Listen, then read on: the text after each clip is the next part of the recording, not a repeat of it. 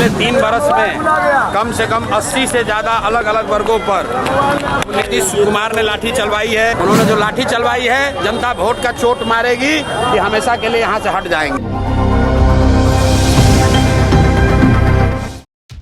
कैमूर से एक बड़ी राजनीतिक बहस छिड़ गई है। रणनीतिकार और नेता प्रशांत किशोर ने बिहार की वर्तमान सरकार और भाजपा पर कड़ी आलोचना की है।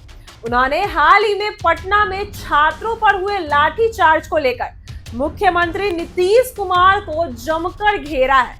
प्रशांत किशोर ने कहा कि छात्रों पर हुई इस बेरहमी की कार्रवाई गलत है और इसका जवाब जनता आगामी नवंबर में चुनाव के जरिए देगी। उनका कहना है कि लाठी के चोट की तरह ही वोट के चोट से सरकार को अपना जवाब जरूर मिलेगा। यह बयान युवाओं के प्रति सरकार की बेरुखी और प्रशासनिक कार्रवाई की आलोचना के रूप में लिया जा रहा है। वहीं प्रशांत किशोर ने बिहार के बच्चों के साथ हरियाणा में हुए दुर्व्यवहार पर भी भाजपा सरकार को घेरा। उन्होंने सवाल उठाया कि भाजपा के नेता बिहार में वोट मांगने आते हैं, लेकिन हरियाणा में बिहार के बच्चों को बंधक बनाकर पीटने के मामले पर वो क्यों चुप हैं? यह सवाल भाजपा की नीति और उसकी वास्तविकता पर बड़ा सवाल खड़ा करता है। प्रशांत किशोर ने कहा कि भाजपा का यह रवैया दोहरे मानदंडों वाला है, जहां वोट के वक्त बिहार के लिए आलोचक समर्थन मांगते हैं, बिहार के लिए समर्थन मांगते हैं, लेकिन जब बिहार के बच्चों के साथ अन्याय होता है तो कोई आवाज नहीं उठाते।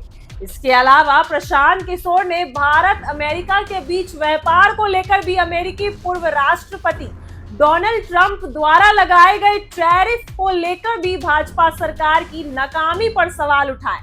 उन्होंने कहा कि जो लोग भारत को विश्व गुरु बनाने का दावा करते हैं, उन्हें इस टैरिफ मुद्दे पर साफ साफ जवाब देना चाहिए। टैरिफ भारत की अर्थव्यवस्था को प्रभावित कर सकता है और देश के विकास में भी बाधा डाल सकता है।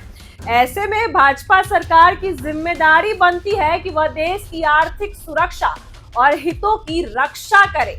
प्रशांत किशोर के ये बयानों ने यह स्पष्ट होता है कि महागठबंधन भाजपा और नीतीश कुमार सरकार पर भी लगातार हमलावर है। वहीं आगामी बिहार विधानसभा चुनाव से पहले यह राजनीतिक मुद्दा चर्चा का केंद्र बने हुए है। वहीं युवाओं और आम जनता के बीच यह मुद्दा गहरा असर डाल रहा है, क्योंकि युवाओं को लेकर हुई लाठीचार्ज जैसे घटनाएं उनके मन में असंतोष पैदा कर रही है।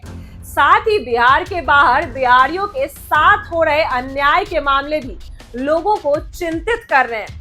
महागठबंधन इस स्थिति को अवसर के रूप में देख रहा है और बिहार में एकजुट होकर युवाओं के साथ साथ पूरे प्रदेश के विकास और न्याय की लड़ाई लड़ने को तैयार है। प्रशांत किशोर का यह आक्रामक रुख महागठबंधन की रणनीति का हिस्सा माना जा रहा है, जिससे वे भाजपा की नीतियों और सरकार की कमजोरियों को उजागर करना चाहते हैं। वहीं बिहार की जनता इस चुनाव को विकास, सुरक्षा और समानता की दिशा में एक महत्वपूर्ण मौका मान रही है। ऐसे में राजनीतिक दलों के लिए यह जरूरी हो गया है कि वे युवाओं और आम जनता की आवाज को गंभीरता से ले और उनके हितों की रक्षा करें। आने वाले चुनाव में यह मुद्दा निर्णायक भूमिका निभा सकता है, बिहार की राजनीति में नए बदलाव की नींव भी रख सकता है। फिलहाल एक बार सुनिए क्या कुछ कह रहे हैं प्रशांत किशोर। जो अभी व्यवस्था है वो लोकतंत्र नहीं है, वो लाठी तंत्र है। जो भी व्यवस्था के खिलाफ खड़ा होगा उसको सरकार लाठी से मारेगी। ये कोई पहली घटना नहीं है, ये तो जन स्वराज के आंदोलन के बाद से पटना में लाठी चलना कुछ कम हुआ है। वरना पिछले 3 बरस में कम से कम 80 से ज़्यादा अलग अलग वर्गों पर नीतीश कुमार ने लाठी चलवाई है। वो चाहे आशा हो, मुखिया हो, सरपंच हो, रसोईया हो, शिक्षक हो, जितने भी लोग जिनका पेपर लीक हुआ, जो भी गया आवाज़ उठाने, उस पर नीतीश कुमार ने लाठी चलवाया है। लेकिन अब सिर्फ 3 महीना रह गया है, लोग तैयार बैठे हैं। आपने अभी सुना एक एक आदमी नीतीश को हटाने के लिए तैयार बैठा है।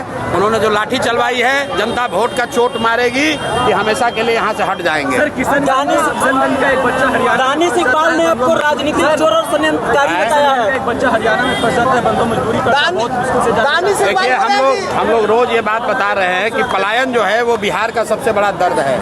किशनगंज के एक 15 साल के बच्चे को हरियाणा में करीब 1.5 महीना तक उससे एक तरह से गुलामों की तरह मजदूरी कराई गई।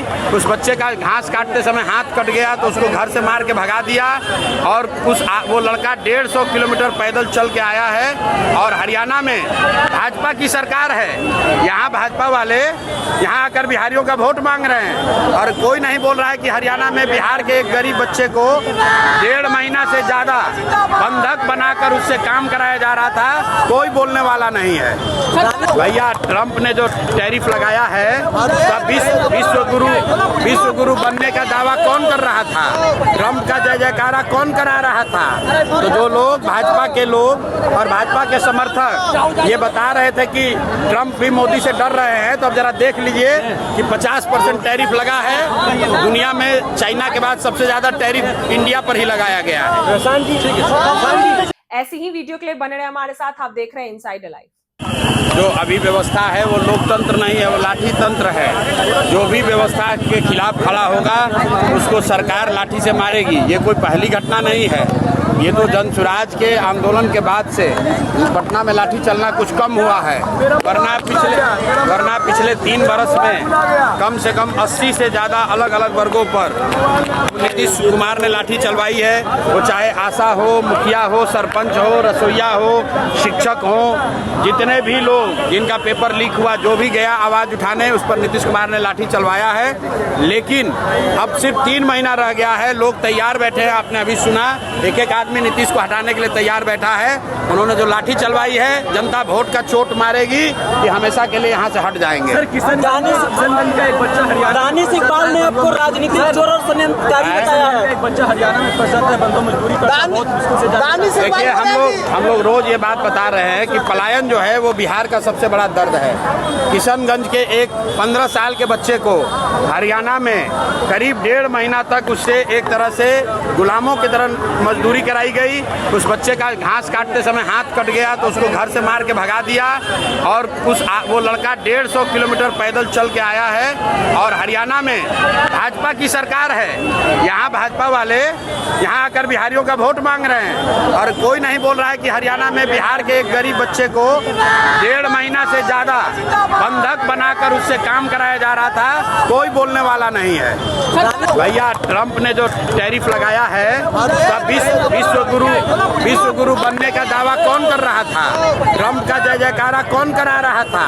तो जो लोग भाजपा के लोग और भाजपा के समर्थक ये बता रहे थे कि ट्रंप भी मोदी से डर रहे हैं, तो अब जरा देख लीजिए कि 50% टैरिफ लगा है। दुनिया में चाइना के बाद सबसे ज्यादा टैरिफ इंडिया पर ही लगाया गया है।